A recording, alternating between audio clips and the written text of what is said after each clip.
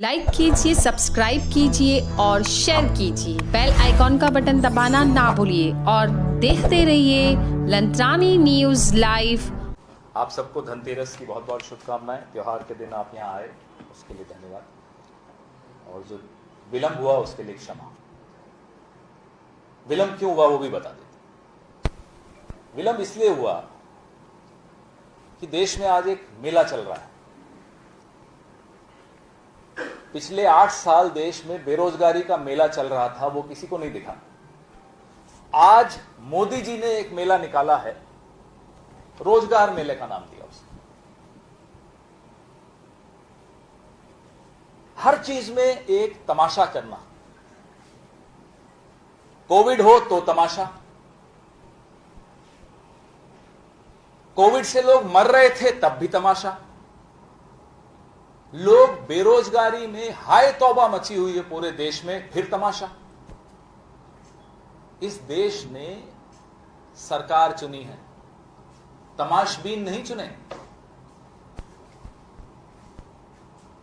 यह तो धन्यवाद है भारत जोड़ो यात्रा को कि बेरोजगारी शब्द नागपुर वालों को भी थोड़ा थोड़ा समझ में आने लगा कि हां बेरोजगारी है, नहीं तो आंखें बंद थी सबकी, कान बंद थे सबके। और प्रधानमंत्री जी को भी समझ में आया कि बेरोजगारी वाकई एक मुद्दा है। इतना बड़ा मेला, कितनी नौकरियां? 75,000। वादा क्या किया था? अगर वादे पे हम जाएं तो 16 करोड़ नौकरियां पिछले 8 साल में मिलनी थी, उसका हिसाब दे देते मेला शुरू होने से पहले। मैं आपको ज्यादा समय नहीं लेते हुए यूपीए के वक्त नौकरियों का हिसाब किताब दे रहा हूं। हम लोग डरते नहीं हिसाब किताब देने से। और दीपावली के वक्त लेखा जोखा हमारे सांस्कृतिक परंपरा है, सारा बही खाता सामने रखना चाहिए। मोदी जी को भी रखना चाहिए, हम रख रहे हैं। एसएससी के 68 से 69,000 नौकरियां प्रति वर्ष मनमोहन सिंह जी की सरकार में मिलती थी। ये पब्लिक नॉलेज है, सब सार्वजनिक आंकड़े हैं, कहीं छिपाने वाली बात नहीं है।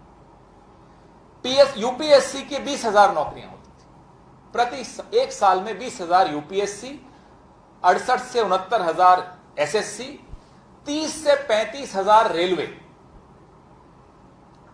बैंकिंग में 50,000 नौकरियां एक साल में मिलती थी। डिफेंस में 1.5 लाख नौकरियां प्रति वर्ष मिलती थी। अभी इसी जून 2022 को मोदी जी के 4 मंत्री, वैसे मोदी जी के मंत्री सुबह से शाम तक कुछ करते नहीं है, सिर्फ राहुल गांधी पर नजर रखते हैं कि भाई वो कहां गए, क्या बोला, और उनको जवाब देना, उन पे हमला बोलना, और कोई काम नहीं है मोदी जी के कैबिनेट का। लेकिन इस जून में मोदी जी के 4 मंत्री आए, प्रेस कॉन्फ्रेंस की, क्योंकि मोदी जी तो करते नहीं प्रेस कॉन्फ्रेंस, मंत्री करते हैं। प्रेस कॉन्फ्रेंस करके बोला कि जून 2023 तक 10 लाख नौकरियां देंगे। आज क्या है जी? अक्टूबर खत्म हो रहा है, 6 से 7 महीने बचे हैं इस वादे में। आज मोदी जी ने भाषण में कह दिया दिसंबर 2023 तक 10 लाख नौकरियां। वो भी समय आगे बढ़ा दिया, धीरे धीरे 2025 तक ले जाएंगे बात को, तब वो नहीं रहेंगे प्रधानमंत्री, लेकिन फिर भी ये हिसाब तो दीजिए। ये 75,000 नौकरियां देकर, मेला लगाकर, और ये नौकरियों के बारे में भी बता दूं आपको, इन सबका रिजल्ट कब आया साहब? हम पूछते हैं। क्यों बच्चों की जिंदगी के साथ खिलवाड़ करते हो? रिजल्ट 3 महीने पहले आया, 4 महीने पहले आया, 6 महीने पहले आया, आपने रोक लिया कि चुनाव आए गुजरात में और हिमाचल में और फिर मेला करें और तमाशा करें और बोले दिल्ली जी नौकरी ले लीजिए। वो बच्चे जो इंतजार कर रहे हैं, उनकी पूरी जीवन के निर्णय इस अपॉइंटमेंट लेटर पर आधारित होते हैं। अपॉइंटमेंट लेटर मिलेगा, शादी करेंगे, घर बनाएंगे, अपना परिवार को आगे बढ़ाएंगे, सब आपके इस तमाशे की इंतजार कर रहे हैं पिछले 6 महीने से। क्यों? हम ये भूल जाते हैं, जो अपने आप को प्रधान सेवक बताता था वो अपने आप को राजा मानता है। अब तो वो मुंह से प्रधान सेवक शब्द बोलते भी नहीं है, क्योंकि उन्हें मालूम है कि कोई विश्वास नहीं करेगा। ये क्या राजा रजवाड़ों का राज चल रहा है? जब मैं कहूंगा तभी अपॉइंटमेंट लेटर देंगे, भले उसमें 6 महीने लग जाए, 4 महीने लग जाए, आपकी जिंदगी तबाह हो जाए, लेकिन चुनाव के पहले नाटक करना है मुझे। ये एक लोकशाही है। लोकशाही में आप अपने आप को कुछ भी माने, आप हैं जनता के सेवक। एक वोट पे आपको जनता बाहर कर देगी। उस जनता को, उस नौजवान पीढ़ी को आप मजाक में एक तरह से उसका जीवन बर्बाद कर रहे हैं। अडवाणी जी ठीक कहते थे, हम उनकी बातों से बिल्कुल सहमत कभी नहीं रहे, लेकिन जो उन्होंने एक शब्द इस्तेमाल किया था अपने चेले के लिए, ये इवेंट मैनेजर है। आप करिए इवेंट, जो करना है करिए, सरकारी खर्चा है, सरकारी पैसा है, बर्बाद करिए, जनता देख रही है, लेकिन नौजवान का जीवन तबाह करने का हक आपको किसी ने नहीं दिया। आज खबरों में आ रहा था, गुजराती में लिखा है लेकिन मैं पढ़ लेता हूं, गुजराती समझ लेता हूं। भाजपा नेता के कॉलेज से पेपर लीक हुआ, एफएसएल रिपोर्ट। यह आपने नौजवान की हालत कर दी इस देश में। देखिए, मैं गलत तो नहीं पढ़ रहा गुजराती में, आप लोग तो सब पढ़ रहे होंगे, अच्छी तरह देख लीजिए।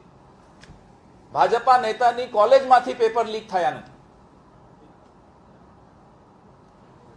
ये एफएसएल रिपोर्ट है। इतनी प्यारी भाषा है तो सीखना तो चाहिए ना, इसलिए सीखने की कोशिश कर रहे हैं, मैं भी, आलोक भाई भी, और हिरेन भाई और पार्थिव भाई सिखा नहीं रहे, अब क्या करें। लेकिन ये बात एमएसएमई सिर्फ इस जून में, ये जो अभी जून गया, 1.25 लाख नौकरियां छीन ली लोगों से। 1.25 करोड़, माफ कीजिए, 1.25 करोड़ 25 लाख नौकरियां छीन ली। एमएसएमई सेक्टर तबाह हो गया। करें ना मेला, उसके बारे में भी एक इवेंट कर दें, लोगों से बोले साहब बैंड बाजा बजाइए, आप अपनी तबाही पे अपना नाचिए। ये क्या हाल बना दिया है इस देश का, इस प्रदेश का, यहां के नौजवान लोगों का। तो आप लोगों के माध्यम से हम कुछ सवाल पूछ रहे हैं। वो सवाल 10 लाख नौकरियों पर है जो आपके मंत्रियों ने वादा किया था। वो सवाल 1.25 करोड़ नौकरियों पर है जो छीन ली गई हैं। वो सवाल 4-4, 6-6 महीने से जो आपने रिजल्ट रोक दिया आज के तमाशे के लिए, उस पर है। वो सवाल 16 करोड़ नौकरियां जो आपने वादा किया था और नहीं दी थी, उस पर है। वो सवाल एमएसएमई सेक्टर की तबाही पर है। ये तमाम सवाल का हिसाब किताब दीपावली पर आपको बही खाता खोलना होगा, सबके सामने रखना होगा। मेक इन इंडिया कहते हैं, पूछिए अहमदाबाद मेट्रो के डब्बे कहां से बन कर आए, पूछिए ना, इंडिया से बने हैं। मेक इन इंडिया सिर्फ इनके नारे हैं।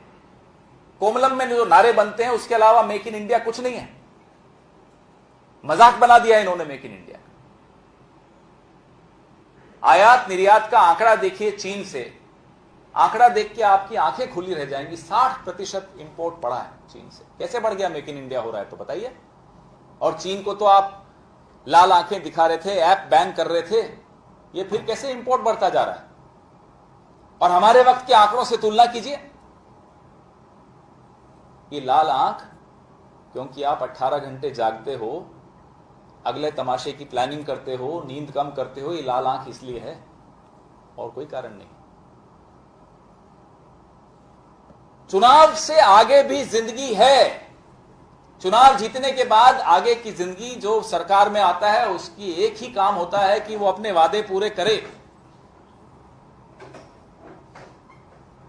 हम चुनौती देते हैं प्रधानमंत्री को कि इस देश के नौजवान के साथ बैठें, मीडिया को सामने बुलाएं, हमें नहीं बुलाना मत बुलाइए, और जरा चर्चा करिए। मीडिया के सामने होनी चाहिए वो चर्चा, नौजवानों के सवालों का जवाब देना चाहिए, नौजवानों की आंखों में आंखें डाल के बोलने की हिम्मत दिखाएं प्रधानमंत्री जी।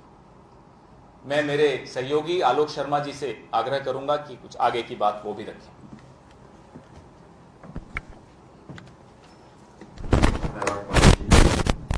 पत्रकार सभा में आए तमाम पत्रकार बंधुओं का पुनः स्वागत। अभी रोजगार की बात पवन भाई ने की। आप लोगों ने देखा होगा भी, एक हफ्ते पहले उत्तर प्रदेश में टेट का एग्जाम हुआ था। किस जिस तरह से भेड़ बकरियों की तरह युवा साथी रेलवे में और प्लेटफॉर्म पे और ट्रेनों में दिखे थे, उसके बाद भी अगर मोदी साहब इवेंट मैनेजमेंट करने की हिम्मत रखते हैं तो गुजरात के नवयुवक इस चुटनी में उनको मुंहतोड़ जवाब देंगे। एक अन्य विषय, कल सुप्रीम कोर्ट का एक निर्णय आप पत्रकार बंधुओं ने देखा होगा, उस पर भी दृष्टि डालना बहुत जरूरी है। हेट स्पीचेस के ऊपर, क्योंकि गुजरात का चुनाव है और जब जब चुनाव आता है तो 80-20 और शमशान कब्रिस्तान और गोली मारो तमाम तरह के वायदे आने शुरू हो जाते हैं। गुजरात का चुनाव है, हिमाचल का चुनाव है, बीजेपी के तमाम लीडर्स आएंगे गुजरात में गुजरात की जनता को गुमराह करने के लिए। ये सुप्रीम कोर्ट का कल का निर्णय है हेट स्पीच के ऊपर। पहले एडीआर की रिपोर्ट आई कि हेट स्पीच 600% बीजेपी की सरकार आने के बाद बढ़ गई, क्योंकि यही हेट स्पीच जो है इनका मूल मंत्र है। चुनाव जीतने का मूल हथियार ही इनका हेट स्पीच है। सुप्रीम कोर्ट ने कल कहा है कि अगर कोई शिकायत नहीं करता है उसके बावजूद पुलिस कप्तान को संज्ञान लेना होगा और हेट स्पीच कम करनी होगी। देश का सर्वोच्च न्यायालय कह रहा है कि हम 21वीं सदी में, जहां साइंटिफिक टेम्परामेंट और चांद पर जाने की बात होनी चाहिए, हमें हेट स्पीच पर निर्णय देने पड़ रहे हैं। ये भाजपा की सरकार है, जब से आई है, चाहे वो गुजरात हो चाहे अन्य राज्य हो, काम करते नहीं है और जब जब चुनाव आता है तो इन तमाम मुद्दों को लेकर खड़े हो जाते हैं। किस तरह से समाज में विभाजन किया जाए, जाति के आधार पर, धर्म के आधार पर, गरीब और अमीर के आधार पर। और कल तो गुजरात की इस पावन भूमि बापू की और सरदार पटेल की भूमि पर गजब ही हो गया था। अभी भारत जोड़ो यात्रा में एक 5 साल की बच्ची को भाजपा के प्रवक्ता ने जिस तरह से एक धर्म विशेष के प्रति गलत टिप्पणियां की, उसी कड़ी में यहां पर आप लोग जैसा जानते हैं कि हमारा जो शरीर है ये परमात्मा की देन है। किसको परमात्मा क्या दे दें, किसको ना दें, किसको सफेद बना दें, किसको गोरा बना दें, किसके बाल कम कर दें, किसकी हाइट 5 फुट 8 इंच कर दें, किसको कौन से शरीर से कम कर दें, ज्यादा कर दें, परमात्मा की देन है। कम से कम उसके ऊपर तो हमें प्रश्न चिन्ह नहीं लगाने चाहिए। गुजरात के अंदर एक डाउन सिंड्रोम से ग्रस्त एक बच्चे हैं, कोई उनको कामो कहते हैं, कोई कामा कहते हैं, और वो सिंबॉलिक हैं, डिफरेंटली एबल्ड हैं। मध्य प्रदेश से एक बुद्धिहीन मंत्री आए भाजपा के, और उन्होंने जिस तरह से दिव्यांगों का, डिफरेंटली एबल्ड का, पूरे हिंदुस्तान में जो लोग हैं उनका मजाक उड़ाया, ये दुर्भाग्यपूर्ण। आप ना महिलाओं को छोड़ते हैं, ना बच्चियों को छोड़ते हैं, ना बुजुर्गों को छोड़ते हैं, ना आप दूसरे राजनीतिक दलों को छोड़ते हैं। आपका स्तर इतना गिर चुका है, ना आप पूर्व प्रधानमंत्रियों को छोड़ते हैं। कम से कम दिव्यांगों को तो छोड़ दीजिए, उनको तो उपहास का पात्र मत बनाइए। दुर्भाग्य है कि उन्होंने केवल उस बच्चे को, कामों को ही नहीं टारगेट किया है, उसकी मां को भी टारगेट किया है। आप सोचिए, कोई मां जिसका बच्चा डिफरेंटली एबल्ड हो, डाउन सिंड्रोम से किसी भी रूप में ग्रसित हो, उस मां के जीवन कैसा होता होगा? वो मां क्या सोचती होगी अपने जीवन में, कैसे उस बच्चे को संभालती होगी वो? आप लोग उनको भी नहीं छोड़ रहे हैं। ये दुर्भाग्यपूर्ण है। कांग्रेस पार्टी इसकी कड़े शब्दों में निंदा करती है और गुजरात की जनता को आगाह करती है कि ऐसे विक्षिप्त मानसिकता के जो लोग भाजपा में भरे पड़े हुए हैं, इनको इस बार चुटनी में पूरी तरह से सबक सिखाया जाए। दुर्भाग्य है, एक तरफ इवेंट मैनेजमेंट होता है, एक तरफ कोई हिसाब नहीं दिया जाता है, एक तरफ सरकारी पैसे पर चुनाव प्रचार होता है और दूसरी तरफ ये उपहास की गंगा बहाई जाती है। ये दुर्भाग्यपूर्ण है। हम इसकी कड़े शब्दों में निंदा करते हैं। अब आपके कोई भी प्रश्न है तो उनका स्वागत है।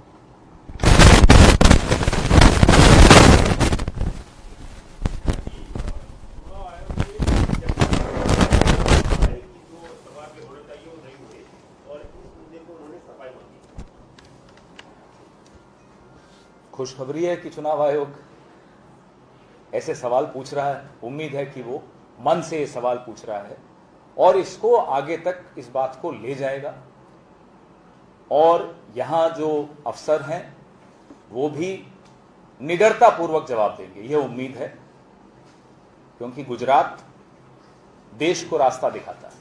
आज से नहीं, कई सालों से, कई दशकों से गुजरात ही देश को रास्ता दिखा रहा है। तो इसलिए जो राजनीतिक हस्तक्षेप यहां अफसरशाही पर हुआ उसकी कलई खुलनी चाहिए। लोगों को मालूम होना चाहिए कि कैसे यहां सरकार चल रही है। आज से नहीं, पिछले 20-25 सालों से जिस तरह की सरकार यहां चल रही है। तो आप क्या मानते हैं, जबरदस्त ना होने का कारण क्या हो सकता है? ये जवाब आने दीजिए। आप भी जानते हैं जवाब, मैं भी जानता हूं जवाब, और जिन्होंने पूछा वो भी जानते हैं जवाब। लेकिन लोगों के सामने सच आना चाहिए। ये काम मेरा भी है, पत्रकारों का भी है और चुनाव आयोग का तो है ही। सर, कोरोना के बाद जिस तरह का केंद्र सरकार के द्वारा, स्टेट सरकार की तरफ जिस तरह रिलीफ दिया गया था स्मॉल इंडस्ट्रीज को, यहाँ के वेंडर्स लोगों को, कई लोगों को जब बातचीत करके पूछा नहीं गया, तो उस बारे में कांग्रेस क्या कर रही है? कोरोना में जो न्याय यात्रा निकाली थी, आपको याद होगा, कांग्रेस ने ही निकाली थी। उससे पहले तो आंकड़े तक छिपाए जा रहे थे कि कितनी मौतें हुई। फिर उनको मुआवजे की जो बात हुई, कांग्रेस ने मजबूर किया इस सरकार को कि इनको मुआवजा दिया जाए। मैं उन लोगों की बात कर रहा हूं जिनकी मौतें हुई कोरोना से। उनको, उनके साथ इतना न्याय तक नहीं हो रहा था कि यह माना जाए कि कोरोना से उनकी मौत हुई। रही बात वेंडर्स की, छोटे उद्योगों की, दुकानदारों की, इस सरकार का एक ही मंत्र है, कैसे इवेंट्स दिखाए जाएं, तमाशा दिखाया जाए। हो रहा है नहीं हो रहा उससे इनको कोई मतलब नहीं, दिखना चाहिए हो रहा है। रसोई में आवाजें आनी चाहिए बर्तनों की, कुछ बन रहा हो या नहीं बन रहा उससे कोई फर्क नहीं पड़ता। यह है इस सरकार की असली नीयत। सर, उसी के लिए आप जो लोग पीड़ित थे आज की तारीख में उनको रिलीफ मिला नहीं, तो वो लोगों को जागरूक करने के लिए क्या प्रोग्राम करना चाहते हैं? हम लोग दोनों यात्रा, वो बीजेपी भी निकाली, आपने यात्रा भी निकाली, उसके बाद अभी आम आदमी की पार्टी चल रही है, पर अभी कांग्रेस 3rd नंबर पे चल रही है। तो आपके हिसाब से चल रही होगी, हम नंबर 1 पे चल रहे हैं। इस पे तो आप मुझसे मत बहस कीजिए, ज्यादा अच्छा रहेगा। नंबर 1 पे आज कांग्रेस पार्टी चल रही है। प्रधानमंत्री खुद आके अपने वर्कर को डरा देते हैं कि साहब डरो, समझो, कांग्रेस तो गांव-गांव घूम रही है। हमें मालूम है हम क्या कर रहे हैं, इसलिए इस बारे में मुझसे मत बहस कीजिए। और रही बात कांग्रेस इस पे क्या करेगी, जीतने दीजिए, फिर बताते हैं आपको, और मोदी जी को भी कि सरकार कैसे चलाई जाती है। उन्हें इतने साल हो गए, मुख्यमंत्री रहे, प्रधानमंत्री रहे, सरकार कैसे चलाई जाती है न मुख्यमंत्री थे तब मालूम, न प्रधानमंत्री हैं तब मालूम। आइए राजस्थान, आइए छत्तीसगढ़, दिखाते हैं आपको कैसे सरकार चलाई जाती है, कैसे कोविड में काम हुआ। राजस्थान में जो कोविड प्रबंधन हुआ उसका तो पूरे विश्व ने सर्टिफिकेट दिया। मोदी जी तक को बोलना पड़ा कि ये कोविड में सबसे अच्छा प्रबंधन अशोक गहलोत की सरकार ने किया। तो आपका सवाल बहुत वाजिब है, और सारे सवाल लोग कांग्रेस से ही इसलिए पूछते हैं क्योंकि उम्मीद ही सबको, आपको भी, कांग्रेस से ही है कि कांग्रेस ही कुछ कर सकती है। लेकिन साहब हम विपक्ष में हैं, सत्ता में आने दीजिए, दिखाएंगे इनको क्या क्या कर सकते हैं। लाइक कीजिए, सब्सक्राइब कीजिए और शेयर कीजिए। बेल आइकॉन का बटन दबाना ना भूलिए और देखते रहिए लंत्रानी न्यूज़ लाइव मुंबई।